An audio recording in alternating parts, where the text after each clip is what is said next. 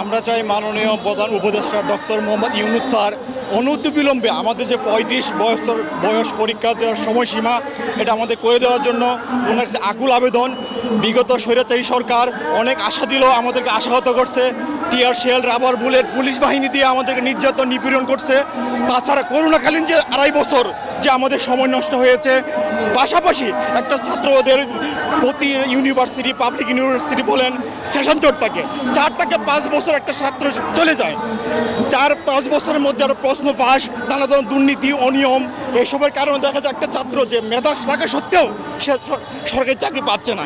স্পষ্ট বলে দিতে চাই, বয়স বাড়লে বেকারত্ব বাড়বে না, বেকারত্ব কমবে। বয়স বাড়লে বৈষম্য বাড়বে না, বৈষম্য কমবে। আপনারা আরো অনেক প্রশ্ন করেন যে বয়স বেড়ে গেলে অনেক সমস্যা।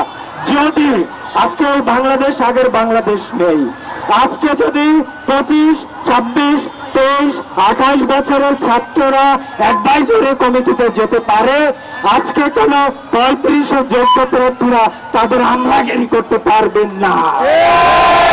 আমাদের হচ্ছে ওই নতুন সরকারের কাছে একটাই দাবি, সার্বিক সব দিক বিবেচনা করে ছাত্রীদের সব সমস্যার বিষয়গুলো বিবেচনা করে হচ্ছে 30 থেকে 35 করা হোক আমাদের সরকারি চাকরির বয়সটা।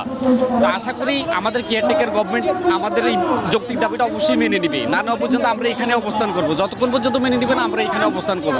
আর যদি আমাদের দাবি মেনে না নেয়, আমরা আমাদের কর্মসূচি কঠোর থেকে কঠোরতম কর্মসূচিতে যাব। আমরা কিন্তু এই আন্দোলনটা অনেক দিন থেকে করছিলাম।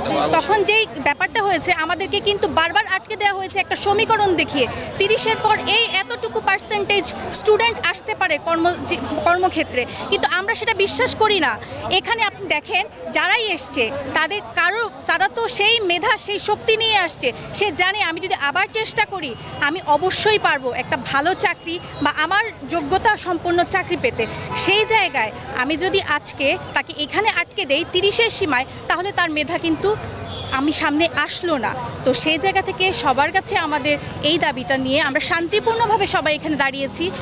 আপনারা জানেন ফ্যাসিস্ট সরকার তদানীন্তন সময় যারা টপে ছিল বিসিএস কিন্তু বাদ দিয়ে দিয়েছিল, এখন আবার এই সরকার এসে তারা দিয়েছে। তার দ্বারা আমরা বুঝতে পারি যে এই 17 বছরে যত নিয়োগ হয়েছে সব দুর্নীতির মাধ্যমে হয়েছে, কোনো মেধায় নিয়োগ দেওয়া নেই। এরপরে আমরা দেখছি প্রশ্ন বিক্রির ইতিহাস আপনারা সবাই জানেন।